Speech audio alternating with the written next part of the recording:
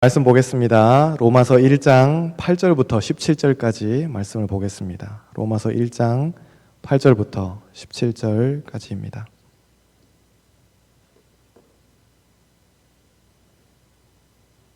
제가 먼저 8절을 읽겠습니다. 먼저 내가 예수 그리스도로 말미암아 너희 모든 사람에 관하여 내 하나님께 감사함은 너희 믿음이 온 세상에 전파됨이로다.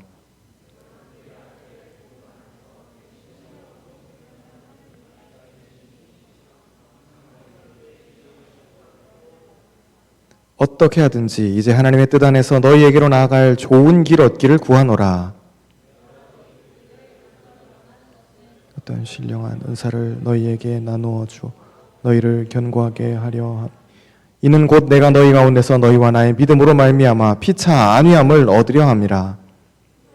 내가 여러 번 너희에게 가고자 하는 것은 너희가 모르기를 원하지 아니하노니 이는 너희 중에서도 다른 이방인 중에서와 같이 열매를 맺게 하려 함이로되 지금까지 길이 막혔도다. 헬라인이나 야만인이나 지혜 있는 자나 어리석은 자에게 다 내가 빚진 자라. 로마에 있는 너희에게도 복음 전하기를 원하노라. 내가 복음을 부끄러워하지 아니하노니 이 복음은 모든 믿는 자에게 구원을 주시는 하나님의 능력이 됨이라. 먼저는 유대인에게요 그리고 헬라인에게로다. 복음에는 하나님의 의가 나타나서 믿음으로 믿음에 이르게 하나니 기록된 바 오직 의인은 믿음으로 말미암아 살리람과 같으니라. 아멘. 저를 따라서 한번 하겠습니다. 기도는 반드시 이루어집니다. 아멘. 네, 우리 수요일 날 나와서 다 같이 기도하셨으면 좋겠습니다. 4주 중에 벌써 한 주가 지나갔으니까 여러분들 수요일 저녁에 7시에 오시면은 얼마든지 기도하실 수 있습니다. 예배 말씀까지 다 마치면은 한 8시 10분 정도 되니까 그때부터 그 뒤 시간은 자유롭게 기도할 수 있습니다. 그래서 음악 틀고 각자 다 개인 기도하는 시간이니까 그때 우리는 이제 우리 청년부의 기도 제목을 가지고 같이 기도하면 됩니다. 지난 수요일에 기도하면서 하나님 그런 마음을 주셨어요. 하나님이 정말 기도하기를 원하셔요. 그것은 하나님이 우리 청년부 가운데 어떤 일을 못 하셔서 그런 게 아니에요. 하실 생각이 없으셔서도 아니에요. 결국 기도가 필요해요. 하나님은 하실 생각이 있으세요. 충분히 하실 만한 능력도 있으세요. 얼마든지 의사도 있으세요. 그런데 그것을 우리가 원하지 않는다는 생각이 들었어요. 결국 부응하면, 회복되면, 회개하면 내가 하나님 앞에 먼저 드러나야 되거든요. 내가 힘들어지고 내가 귀찮아지고 내가 좀 더 해야 돼요. 우린 그게 두려운 겁니다. 하나님께서는 하실 수 있으시지만 결국 우리가 원하지 않는 그것 때문에 하나님의 손발이 많은 부분에서 멈춰져 있는 것을 봐요. 그런데 기도는 뭐냐면은 하나님의 뜻이 무엇인지를 구하는 거예요. 내가 안 할래요 하고 하는 이 고집 부리고 있는 이것을 내려놓는 작업입니다. 그래서 어르신들이 그런 이야기를 하잖아요. 하나님이 뭔가 일을 하실 때 보면 기도로 많이 쌓이게 하세요. 그것이 어떤 부흥이 되었든 어떤 성장이 되었든 그게 어떤 이벤트가 되었든 하나님이 많이 기도로 준비하게 하세요. 그 다음에 되는 겁니다. 그런데 왜 이게 될까요? 하나님이 그동안 이 마일리지가 안 쌓여 있었는데 갑자기 마일리지가 쌓이니까는 그래 내가 한번 해줄게 라고 하시는 걸까요? 하나님께는 마일리지 같은 거 필요 없어요. 그분께는 마일리지 같은 거 없어도 우리를 충분히 뉴욕으로 뭐 파리로 다 데리고 가실 수 있어요. 뭐가 문제일까요? 그 일을 하나님이 하시려 할 때 일의 어떻게 보면 대상이며 주체가 되는 우리가 준비되어 있지 않기 때문에 그래요. 그래서 일을 시작하기 전에 기도로 쌓여야 된다는 이야기가 그거예요. 청년부의 부흥은 목사만 원하나요? 우리의 회개는 저만 원하는 건가요? 저는 아니라고 생각해요. 여러분들 다 마음에 원하시는 바가 있다고 생각해요. 저는 여전히 꿈을 꿔요. 그래서 아까 규리하고도 잠깐 이야기했지만은 찬양팀 이제 방학 끝나고 같이 예배 드릴 때 좀 어떻게 해볼까? 단위에 다 올라와가지고 청중석을 비워놓고 여기 다 올라와서 한번 예배를 드려볼까? 그런 생각도 해봤어요. 빈 청중석을 보면서 여기를 보면서 외치고 선포하고 축복하고 기도하고 하는 그것들이 얼마나 좋겠어요. 제가 새벽마다 꿈꾸는 거예요. 이 비어있는 이 숭숭숭 뚫려있는 이 자리를 보면서 하나님 이 자리를 좀 채워주세요. 그게 수적인 부흥이든 뭐 제 개인적인 야망이든 욕심이든 뭐라 욕하셔도 괜찮아요. 저는 욕을 먹으면서 그냥 제가 욕 먹고 청년부를 부흥시킬래요. 한 500명 되는데 아유 그래서 손 목사의 야망이 이루어졌구나. 뭐 이렇게 욕하시는 분들이 있다면 저는 그 욕을 기쁜 마음으로 먹고 여러분 500명 만드는데 제가 할 수 있는 걸 다 할 거예요. 뭔 짓이라도 할 거예요. 그런데 그게 어떻게 개인의 욕망이 될 수 있겠어요? 기도할 때 우리가 준비돼요. 하나님이 준비되시는 게 아니라 하나님이 뭔가 자재를 나르시는 게 아니라 기도하면 우리가 준비되고 우리가 준비되면 그때부터 일하시기 때문에 일이 완성이 되는 겁니다. 우리의 부흥은 그렇게 되는 거예요. 바울은 로마 교회 교인들에게 편지를 쓰면서 나는 기쁘다. 하나님께 감사한다. 온 세상에 복음이 전파되는 것으로 인해서 감사한다. 오늘 말씀에 보면 그렇게 이야기해요. 그런데 분명히 로마에 교회가 이제 갓 들어섰고 그게 그렇게 큰 모양의 교회는 아직 되지 않았을 때거든요. 그런데 바울은 이 몇 안 되는 가정교회 같은 이 로마 교회들을 보면서 우리 교회같이 이렇게 번듯한 교회도 아니에요. 누군가가 좀 큰 집에 모여가지고 쉐어링 해주면은 거기 모여서 뭐 예배 드리고 뭐 맛있는 거 나눠 먹고 이런 수준이었을 텐데 그걸 보면서 바울은 뭘 논해요? 온 세상에 복음이 전파됨을 하나님께 감사한다 그래요. 온 유럽 대륙에 복음이 전해지는 것을 그는 보고 있었어요. 그 유럽 대륙에서 미주로 복음이 넘어가는 것을 그는 이미 보고 있었어요. 그러니까 하나님께 감사하는 거예요.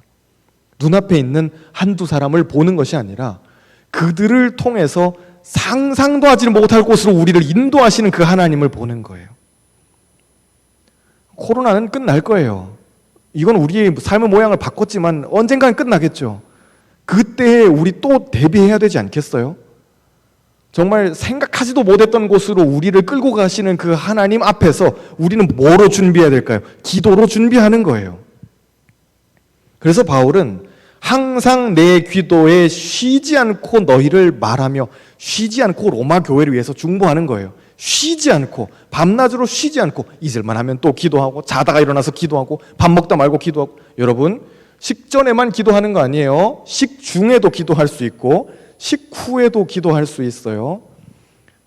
다른 분의 이야기지만은 누가 이제 이 목사님이 식사를 하시는데 기도를 안 하시고 그냥 밥을 드시기 시작하더래요. 둘이 같이 앉아가지고는 이제 해장국을 하나 오늘 같이 비 오는 날 해장국 끝내줄 텐데 해장국을 하나 이렇게 같이 냠냠 먹는데 목사님이 보통 목사님이랑 같이 밥을 먹으면 목사님 기도해 주세요라고 하든가 아니면 각도합시다 그래서 이렇게 하든가 하는데 목사님이 그냥 잘 먹겠습니다 그러면 와구와구 막 드시기 시작하더라는 거예요. 그래서 아니 목사님 기도도 안 하고 그냥 드세요? 이렇게 까먹으셨나 보다. 하도 시장하셔가지고 까먹으셨나 보다 그랬더니만은 목사님이 식후에 기도하려고 그럽니다.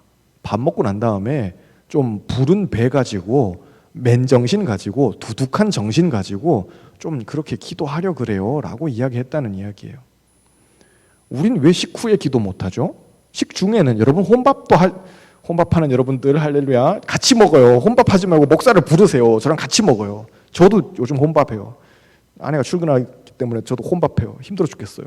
아무도 저랑 밥 같이 안 먹어요. 목사님들 전부 다 자기 집 가버리고 나빠요.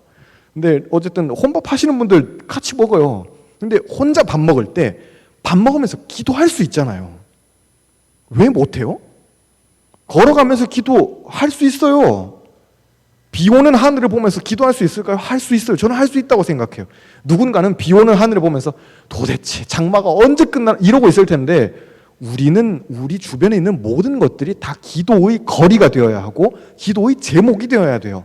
비가 안 오면 안 오니까 기도하는 것이고 비가 너무 많이 오면 많이 와서 기도하는 것이고 비가 많이 오니까 주님 비 때문에 피해를 입는 사람들이 너무 많은데 좀 비 좀 그치게 해주세요. 이게 뭐 하는 거예요? 좀 그만둬 주세요. 라고 하면서 동시에 주님 내 마음의 성령의 비는 그치지 않게 해주세요. 홍수처럼 나를 쓸어가게 해주세요. 죄송해요. 이건 제가 주중에 드렸던 기도예요. 홍수처럼 나를 쓸어가 버리게 해주세요.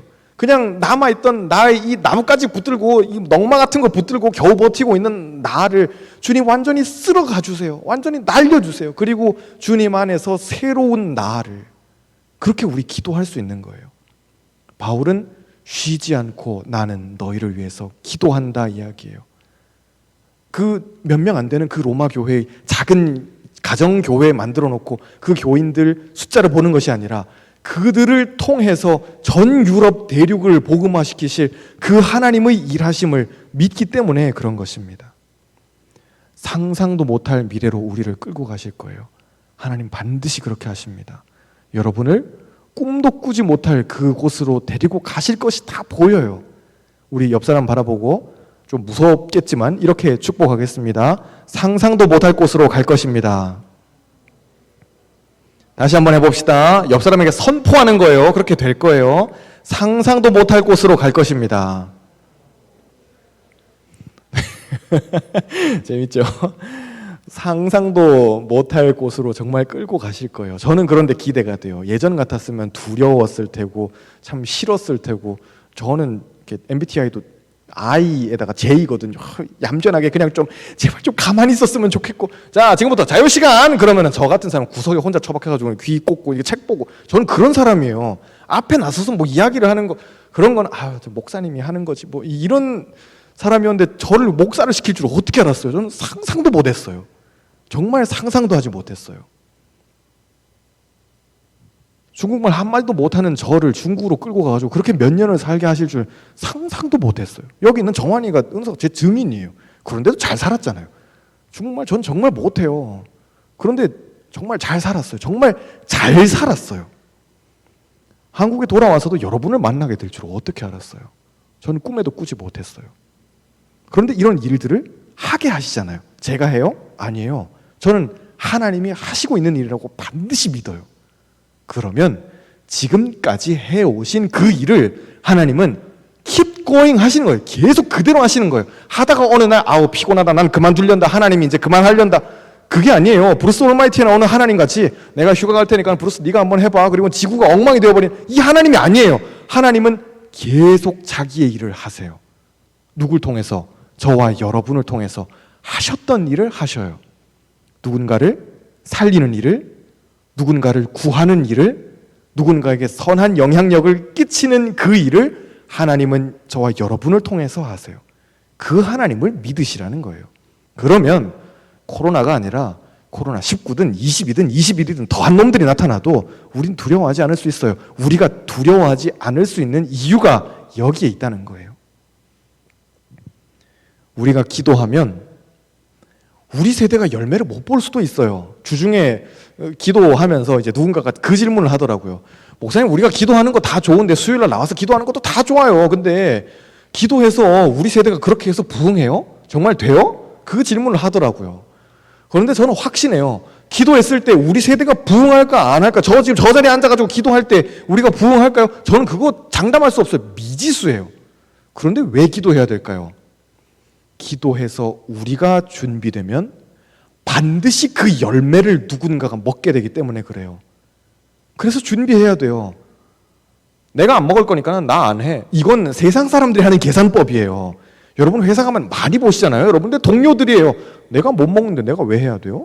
그거예요. 내 주머니로 안 들어오는데 왜 내가 해야 돼요? 이거예요. 정확하잖아요.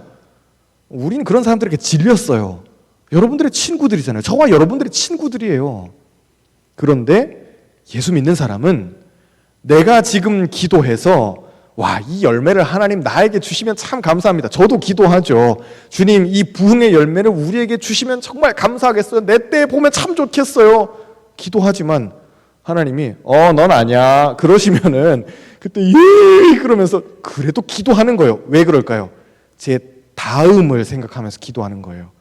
제 다음에 오실 목사님을, 혹은 제 다음에 오실 목사님을, 여러분들의 다음에 올라오게 될 이 세대들을 위해서, 지금 20살을 위해서, 21살을 위해서 계속 그렇게 쌓아 놓으셔야 돼요. 오해하진 마세요. 제가 그만두지 않아요. 저는 영원히 이 교회와 함께 할 거예요. 아주 그냥. 다음 세대를 위해서 기도하면, 우리가 설마 기도할 때 주님 다음 세대를 위해서 기도합니다 이렇게 하지 않는다 하더라도 내 기도가 이렇게 쌓여 있으면, 그리고 내가 사라지면 나도 사라지고 기도했던 친구들도 사라지고 기도했던 그 사실도 사라지고 기도회도 사라지겠죠. 우리가 기도했다는 사실도 다 잊어먹어 버리겠지만 누가 그것을 기억하고 간직해 두세요? 하나님이 하늘의 창고에 우리의 기도를 쌓아두고 계세요. 그래서 우리는 쉬지 않고 기도해야 돼요. 여러분의 미래를 위해서 쉬지 말고 기도하시길 바라요. 자포자기 하시면 안 돼요. 그냥 뭐 하나님 알아서 하시겠지, 그리고 할 일이나 열심히 하자, 그게 아니에요. 여러분의 미래를 위해서, 진로를 위해서, 배우자를 위해서 부지런히 쉴 새 없이 기도하셔야 돼요. 쉴 새 없이 하실 수 있어요. 출근하면서, 나서면서, 아니 머리를 감으면서, 샤워를 하시면서 여러분 기도하셔요. 얼마나 하나님 앞에 가릴 것 없는 기도예요. 얼마나 좋아요. 우리를 만드신 우리 아버지 앞에서 내가 가릴 것 없이 그렇게 기도하는 그것이 얼마나 좋은 기도예요. 쉴 새 없이. 그런데 그 기도를 했다는 사실조차도 내가 예전에 이 기도를 했었나? 싶은 정도가 되는데 하나님이 그것을 다 쌓아두시고 있기 때문에 우리는 결코 기도에 소홀할 수 없어요. 바울의 기도는 그거예요.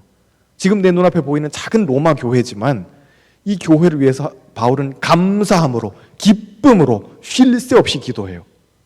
바울이 무슨 뭐 엄청난 대륙을 복음화시키고 뭐 그런 꿈을 꿨겠어요? 5만 명짜리 교회를 만들자, 이런 얼토당토하는 꿈을 꾸지 않았을 거예요. 상상도 못했을 테니까. 바울이 목배임 당했을 때 그때의 현실은 암담한 거였어요. 예수 믿는다 그러면은 다 잡아가서 사자 밥 줘버리고, 바울은 다행히 사자 밥은 안 됐어요. 십자가에도 안 매달렸어요. 그런데 로마 시민이라 그래가지고 도끼로 목을 쳐서 죽였어요. 로마 시민인데 정치범은 도끼로 목을 쳐서 죽이는 게 그들의 룰이에요. 오늘날 우리가 로마에 가면은 바울의 그 순교지를 볼 수 있어요. 큰 돌기둥에다가 바울의 목을 묶어놓고는 도부수가 와서 그의 목을 쳤어요. 그게 바울이 꿈꾸던 미래예요? 그게 바울이 생각했던 영광스러운 미래예요? 아니에요. 그런데 오늘날까지 그 바울이 전했던 복음이 오늘날까지 이렇게 살아서 운동력을, 영향력을, 파워를 가지게 될 줄 누가 알았냐는 거예요. 하나님이 하시기 때문에 그래요. 그래서 우리의 일은 헛되지 않아요. 저와 여러분이 주님의 일을 해요. 그런데 때로는 이게 헛돼 보일 수 있어요. 예배 드려요. 말씀도 보죠. 기도도 하고 바르게 살려고, 혹은 누군가에게 좋은 영향력을 내가 티칭도 하고, 혹은 뭐 이렇게 만남도 가지고, 차도 사주고 밥도 사주고, 청년부를 섬겨요. 유치부를, 뭐 유년부를 다 섬겨요. 그런데 이건 뭔 쓸모야, 무쓸 뭐하냐? 라는 것이 우리의 하다 보면 들게 되는 솔직한 인간적인 마음이에요. 그때 우리가 낙담하지 않아야 할 것은 일을 완성시키는 하나님이 있으시기 때문에 그래요. 기도를 들으시는 하나님이 있으시기 때문에 우리의 예배는 결코 헛되지 않아요. 우리의 기도도 결코 헛되지 않아요. 헛되지 않으니까 여러분 더 열심히 하셔야 돼요.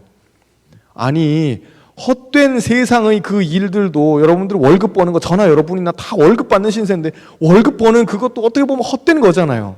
지금 여러분들이 10년 전에 받았던 그 월급 남아있어요? 5년 전에 받았던, 아니면 1년 전에 받았던 그게 남아있어요? 아니에요. 월급은 언제나 통장을 스쳐 지나가는 거예요. 그게 얼마나 헛돼요. 그런데 그 헛된 것을 위해서도 우리 이렇게까지 열심히 사는데, 정말 의미 있는 그것, 정말 남게 되는 그것을 위해서는 왜 더 열심히 안 살겠어요? 더 열심히 살 이유가 있는 것이죠. 바울은 10절에 좋은 길 얻기를 구하노라 그렇게 이야기해요. 난 로마에 가고 싶다. 지금 다른 데 이렇게 전도하느라 참 바쁜데 난 로마에 가고 싶어. 로마에 복음이 전해졌다는 사실이 날 너무 기쁘게 한다. 날 너무 감사하게 한다. 그래서 나는 로마에 가서 너희들의 얼굴을 보고 싶다라고 하는 것이 이 1장의 이야기예요. 바울은 로마에 가고 싶어요. 왜? 거기에 가서 하나님의 사람들을 만나니까요. 하나님의 일을 하는 거잖아요. 우리도 이 말씀을 붙잡고, 20절의 말씀을 붙잡고 묵상할 때 이런 질문을 우리에게 던질 수 있어야 돼요. 왜 가요? 저 결혼하고 싶어요. 그 결혼 왜 해요? 그 남자에게 왜 가세요? 질문했을 때 그 질문에 답이 있어야 돼요. 그냥 좋잖아요. 잘생겨서. 아니에요. 다 지우세요. 빡빡 다 지우시고 질문에 대한 답을 다시 쓰세요. 하나님 앞에 빨가벗고 앉아서 다시 쓰셔야 돼요. 그 회사 왜 가려 하세요? 그냥 페이를 많이 주니까. 틀렸어요. 빡빡 다 지우시고 하나님 앞에서 완전히 단독자로 서서 혼자 선 다음에 하나님 앞에 똑바로 대답하실 수 있어야 돼요. 그 학교 왜 가려 하세요? 그것도 마찬가지예요. 그 일을 왜 하려 하세요? 바울이 만약에 살아나서 여러분에게 질문한다면은 아니죠. 바울은 살아있죠. 그리스도 안에서 영원히 살아있습니다. 바울이 우리에게 다시 나타나서 질문한다면 그 일을 왜 하려 하세요? 라고 이렇게 우리에게 물어본다면 우린 먼저 그 질문에 대답했던 바울처럼 우리도 대답할 수 있어야 돼요. 내가 그 일을 왜 하려 하는지, 내가 그 결혼을 왜 하려 하는지, 그 진로로 왜 가려 하는지, 내가 그 회사를 왜 가려 하는지, 그 사람 왜 만나려 하는지, 그 질문에 대한 대답이에요. 나는 로마로 가려 한다. 왜? 하나님께서 내게 주신 일이니까. 난 너무 가고 싶어. 가서 너희들을 만나고 격려하고 주 안에서 피차 위로하고, 이거 오늘 말씀에 다 나오는 것들이에요. 너희들을 위로하고. 이게 다 바울 좋자고 하는 거예요? 아니에요. 바울 돈 쓰고, 바울 개인의 시간 쓰고, 바울 개인의 건강이 위협받고, 다 위험한 것들인데 하나님의 일이니까 기쁨으로 하는 거예요. 참 감사해요. 오히려 그런 기쁨이 제 안에 있어서 감사하고 여러분에게도 동일한 기쁨을 주시기를 바라요. 좀 더 많은 일을 하고 싶어요. 좀 더 여러분들하고 더 많은 걸 해보고 싶어요. 목사님 코로나에서 못하죠. 뭐 어떻게 해요? 아니에요. 못한다 생각하니까 못하는 거예요. 할 방법을 찾으면 뭐든 해요. 이 난리통에도 참 믿을 수 없는 이야기지만 저도 확인하고 참 놀랐는데, 이 난리통에도 교인들이 느는 교회가 있어요. 더 사람들이 등록하는 교회들이 있다고요. 저는 듣고 못 믿었거든요. 뭐 이렇게 수평이동 하는 거겠지. 아니에요. 방법을 생각하는 거예요. 코로나인데 누가 교회에 와요? 오는 사람들 다 맞고 신천지가 올지 누가를. 안 되는 사람들은 언제나 그 생각만 해요. 안 될 거 생각하고 리스크를 생각하고 위험한 걸 생각하니까 결국 결론은 다 뭐예요? 다 다른 위험성들을 다 생각하지만, 다 리스크를 관리한다고 리스크들을 생각하지만 결론은 다 뭐로 수렴해요? 안 돼요 인 거예요. 그러니까 안 되죠. 그런데 되는 사람들은 뭘 생각해도 그러면 요렇게 해서 빠져나오고, 요건 요렇게 해서 한번 생각해보고, 요건 요렇게 해보고, 저건 저렇게 해보고. 바울은 무슨 수를 써서는 나는 어떻게 해서는 로마로 가기를 원한다 그래요. 무슨 수를 써서든 난 가고 싶다라고 하는 거예요. 하나님의 일을 이루는 사람의 태도예요. 이건 어떤 긍정의 힘 그런 게 아니에요.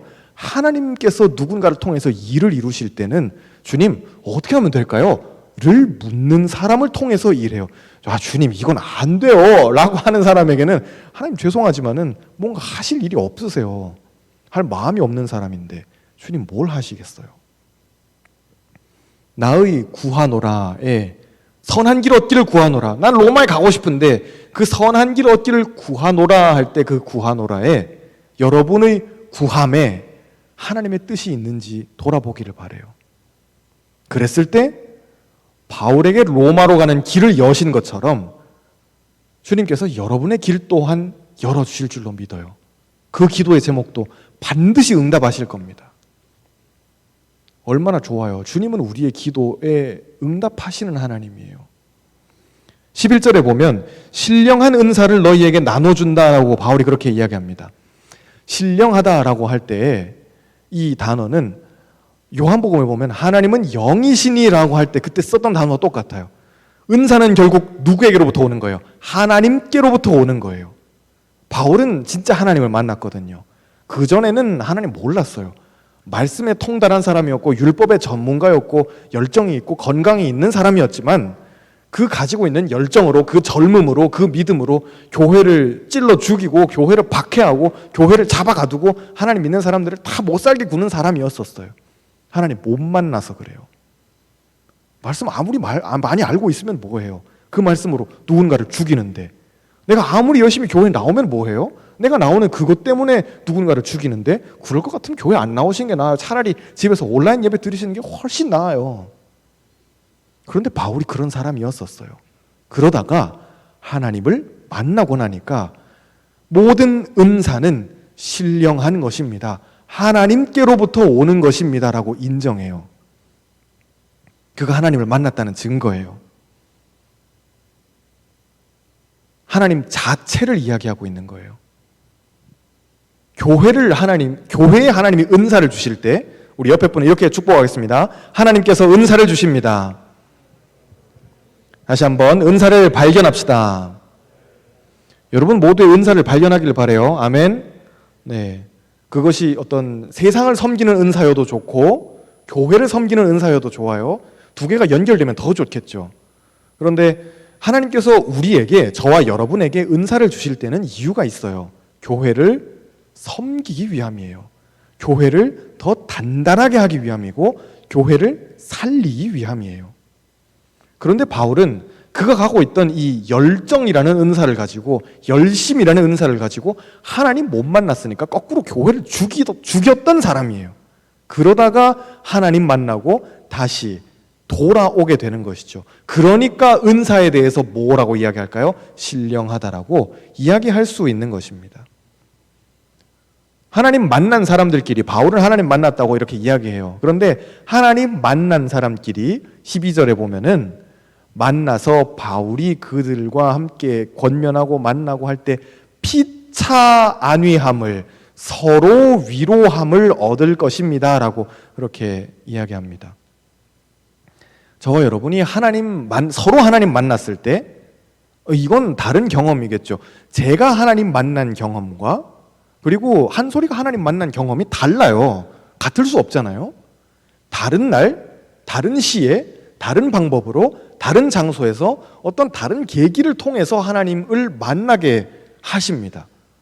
그런데 저와 한솔이가 만나면 반가운 거예요. 예를 들자면 그런 거예요. 서로 하나님 만난 사람들끼리 서로 하나님 만난 경험은 다른데 만났을 때, 서로 부닥쳤을 때 예수 안에서의 기쁨이 일어나는 거예요.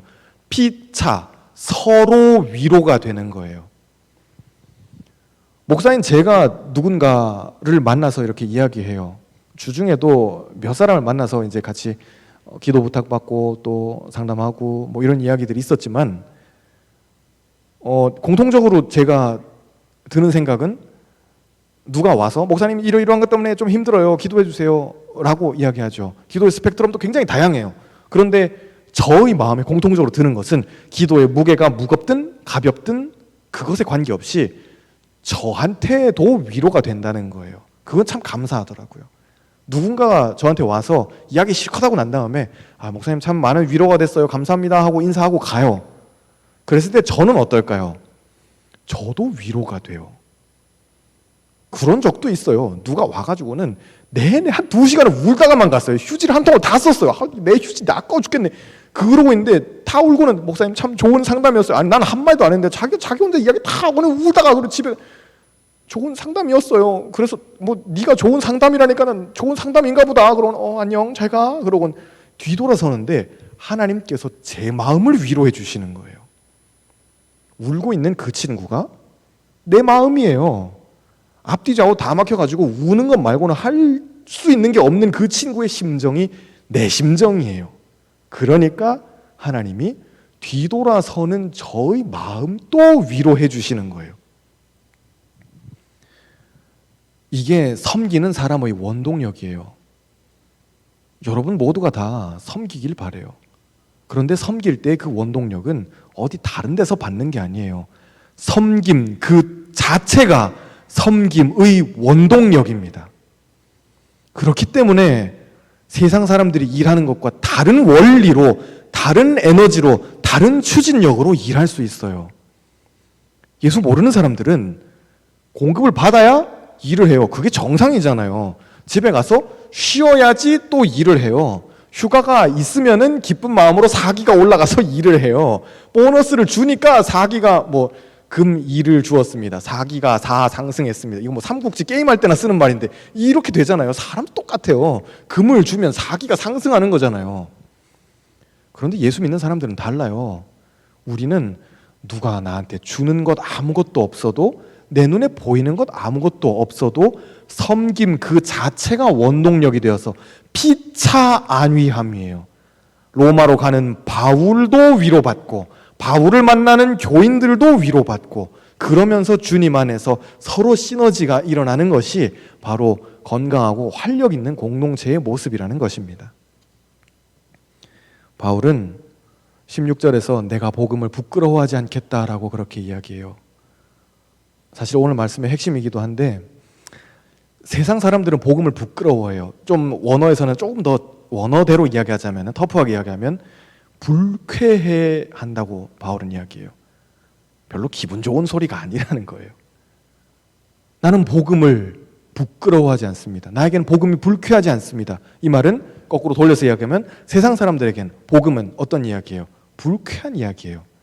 우리가 누군가에게 복음을 제시를 해요. 전달하죠. 그랬을 때 기쁜 마음으로 듣는 사람이 몇이나 있어요? 없다고 저는 생각해요. 특히 요즘엔 더 그래요. 교회마다 계속 뭐 사고가 일어나고 자꾸 그러는데 누가 교회 갈래 같이? 그러면은 누가 기쁜 마음으로 안 그래도 기다렸어. 할렐루야. 이런 친구들이 있기를 바래요. 야, 교회 갈래? 옆 친구한테 일하다 말고는 이렇게 쉬는 시간에 교회 갈래? 정원아 안 그래도 기다렸어. 뭐 이런 사람들이 있으면 얼마나 좋겠어요. 근데 현실은 안 그래요. 너나 가 임마. 이게 사실이라고요. 세상 사람들은 복음을 불쾌하게 생각해요. 복음을 부끄럽게 여겨요. 그러다 보니까 나도 복음이 부끄러워요. 얼마나 많은 사람들이, 소수자들이 그들의 이 정체성을 커밍아웃해요. 여기에서는 뭐 그것이 옳고 그르다 이야기는 하지 않겠습니다. 주님께서는 모두를 다 사랑하시는 줄로 믿어요. 그런데 그들도 커밍아웃 하잖아요. 지금 내 취향은 그렇습니다. 내 정체성은 그렇습니다. 내 스펙트럼은 지금 이쯤에 와 있습니다. 다 이야기해요. 국회 앞에서 피켓 들고 다 시위해요. 소수자들의 인권을 보장하라고 다 이야기해요. 그러는 사람들이 그게 부끄러우면 그 일을 할 수 있을까요? 못해요. 하루 종일 피켓 들고 서 있고 그 반대편에 또 반대하는 사람들 또 서가지고는 집에나 가라 막 돌 던지고 뭐 이러는데 피켓 들고 끝까지 그거 부끄러우면 못해요. 그런데 그들에게는 부끄러움이 없어요. 당당한 거예요. 내가 믿는 이 신념이, 그리고 지금 내 안에 있는 이 내가 나는 옳다라고 믿는 그 믿음이 있기 때문에 그래요. 예수 그리스도를 믿는 그 믿음과는 좀 다른 이야기지만은 그들 안에는 믿음이 있다고요. 저는 레즈비언이에요. 저는 게이예요. 저는 바이섹슈얼이에요. 저는 트랜스젠더예요. So what? 그래서 뭐가 문제가 있는 거예요? 그들은 부끄럽지 않아 해요. 소수자들의 그런 것들까지도, 그 믿음까지도 그들은 당당한데 진리인 우리가 왜 복음을 부끄러워해야 돼요? 우리는 어떻게 보면 복음을 부끄러워해요. 세상이 복음을 불쾌해하기 때문에 생각해요. 그럼 소수자들은 그들이 나서서 이야기하면 세상이 아유 그랬구나, 힘들었구나, 어쩌죠 해줘요? 안 그래요. 아직까지도 한국 사회의 분위기는 그들에 대해서 그렇게 호의적이지 않아요. 오해하지 않으시길 바라요. 지금은 그게 옳다 그러다 이야기를 하는 게 아니에요. 그런데 우리의 믿음이, 하나님을 믿는 믿음이라고 하는 그것이 어떻게 소수자들의 신념만도 못한 것이 될 수 있겠냐는 거죠. 한번 챌린지 해볼까요? 요즘 같은 때 명동에 들고 나가가지고는, 요즘 그런 분들도 많이 없어지셨던데, 예수천당 불신지옥 그런 분들 많이 없어지셨던데, 우리 청년부에서 하루 이렇게 제가 피켓 들고 나가서 예수님 당신을 사랑하십니다, 그리고 뭐 초코바 나눠주고 뭐 이런 거 하자 그러면 여러분들 몇이나 나올지 많이 나오실 수 있을 줄로 믿어요. 목사님 바빠서 안 바쁜 거 다 알아요. 코로나 때문에 일도 줄었는데 뭐가 바빠요. 여러분들 안 바쁜 거 다 알아요. 뭐가 없기 때문에 그럴까요? 마음이 없기 때문에 그래요. 다시 돌아보세요. 나는 정말 복음을 부끄러워하고 있지는 않은가? 예수님은 날 위해서 부끄러움을 감수하신 예수님인데 십자가에서 다 벌거벗김 당한 다음에 못 박혀가지고는 그렇게 6시간을 소리 지르셨던 예수님인데 내가 그 정도는 못하더라도 적어도 이 예수가 날 위해서 죽었다는 그 정도 이야기도 입도 빵끝 못할 정도로 얼마나 좋아요. 마스크 쓰고 나가가지고 해요 같이. 그러면 더 쪽팔리잖아요. 근데 우린 그것도 못하려고 하는 우리 안에 있는 이 옹졸한 쪽팔림이에요. 아유 목사님 쪽팔리고 나가서 어떻게 그렇게 해요. 마스크 쓰고 나가서 해요. 누군데 우리 얼굴 보고 알겠어요? 뭐 기울이지. 누가 그러겠어요. 얼굴 마스크 쓰면 아무도 몰라요. 그런데 우리 안에는 주님을 부끄러워하는 그 마음이 있는 거예요. 의인은 믿음으로 말미암아 산다고 바울은 그렇게 외쳐요. 주님을 부끄러워하지 않는다면 주님께서도 나를 부끄러워하지 않으실 거예요. 그게 바로 믿음이에요. 의인을 살리는 믿음이에요. 내가 누군가에게 호의를 베풀어 줬었을 때 사람마다 성격이 다 다를 수 있지만은 그거 끝까지 못 받는 분들도 있더라고요. 이거 널 위해 준비했어. 그러면은 뭐 대부분의 사람들은 감사합니다 하고 냉큼 받겠죠. 그런데 괜찮아요. 끝까지 괜찮아요. 약간 괜찮아요가 있어요. 사람들 보면은. 근데 그 괜찮아요가 안 괜찮은데, 딱 봐도 안 괜찮은데, 너 지금 딱 도움이 필요한 타이밍인데, 그런데 끝까지 괜찮아요라고 하면서 자기의 바운더리를 지키려 하는 분들이 있어요. 한두 번쯤 그냥 좀 받아도 괜찮을 텐데, 복음은 그래서 안 괜찮아요라고 말하는 사람들의 이야기예요. 의인은 뭘까요? 하나님, 나 안 괜찮아요라고 하나님을 받아들이는 거예요. 그게 믿음이에요. 그래서 의인은 믿음으로 말미암아 산다는 것은 주님의 의가 내 안에 들어오고 죄인이었던 내가 나의 죄를 주님께 다 넘겨드리는 그거예요. 그런데 이 약간 미스터 아니면 미스 괜찮아요는 뭐냐면은 제가 한번 해볼게요 라고 하는 거예요. 난 괜찮으니까 제가 한번 해볼게요. 이게 내 죄를 안고 있는 것이고 내 문제인데도 불구하고 내 하나님 앞에 회개하지 못하는 부분인데도 불구하고 괜찮아요. 제가 한번 해볼게요. 내 일이니까, 내 관계니까, 내 미래니까, 내 진로니까 내가 한번 해볼게요 라고 하는 그것. 그러다 보면 하나님의 의가 들어올 수가 없어요. 그런데 하나님께서 그분의 의로 우리에게 들어오세요. 그리고 우리의 죄는 주님께 다 넘겨드리는 거예요. 두 개가 트랜스퍼가 동시에 되는 거예요. 나의 죄는 누구에게로 가요? 주님께로 다 가는 거예요. 주님의 의는, 하나님의 의로우심은 누구에게로 흘러들어올까요? 나에게로 흘러들어와요. 오늘 죄 지었어요. 뭐 어때요? 괜찮아요. 이제 그때 진짜 괜찮은 거예요. 괜찮아요. 왜? 주님께서 오늘 나를 또 용서해 주시기 때문에 그래요. 목사님 내일도 죄 지을 것 같은데 어떡하죠? 괜찮아요. 내일도 주님께서 나를 용서해 주실 거거든요. 그런데 이 괜찮아요에는 진짜 하나님의 의를 체험한 사람들은 하나님이 내일 또 용서해 주실 거니까 후후 내일도 신나게, 이게 아니에요. 정말 하나님 만난 사람은 주님이 이런 나를 용서해 주셨는데 내가 어떻게 마음대로 살 수 있냐? 어떻게 또 죄 지을 수 있냐? 매일매일 그렇게 이를 악물고 죄 짓지 않으려고 주님을 닮아가요. 그래서 성화예요. 점점 예수님화 되어 가는 거예요. 그리고 어느 날 거울을 보면 죄인이었던 내가 아니라 예수님의 얼굴이 보이는 거예요. 그게 바로 의인은 믿음으로 살리라 라고 하는 바울의 선포입니다.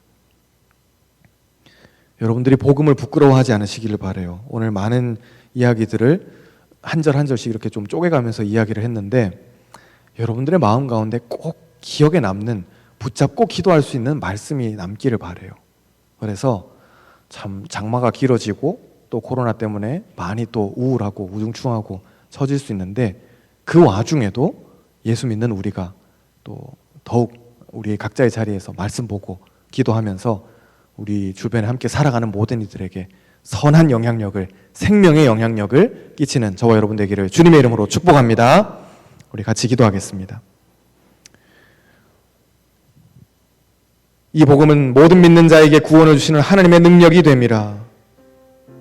오직 의인은 믿음으로 말미암아 살리라, 그렇게 선포합니다. 주님, 우리가 믿음으로 말미암아 살게 될 줄로 믿습니다. 우리 사랑하는 청년들 믿음으로 살게 하여 주옵소서. 어떤 일을 만나든지 두려워하지 않게 하시고 나를 용서해 주시고 또 새롭게 하시는 그 주님의 능력을 힘입어서 주님께 나아갈 수 있도록 새로운 한 주 위로받고 성령 충만할 수 있도록 하나님 은혜를 내려 주옵소서. 구주 예수 그리스도의 은혜와 아버지 하나님의 사랑과 성령의 감화 감동 교통 역사하심이 오직 의인은 믿음으로 말미암아 살리라. 내가 복음을 부끄러워하지 않겠습니다 마음에 기도하는 신당중앙의 모든 청년들 머리 위에 말씀 보며 기도하며 큐티하며 전도하며 성실하게 일하면서 그렇게 한 주 승리하게 하여 주옵소서. 기도하는 우리 청년들 머리 위에 지금부터 영원히 함께 하시기를 간절히 축원하옵나이다. 아멘.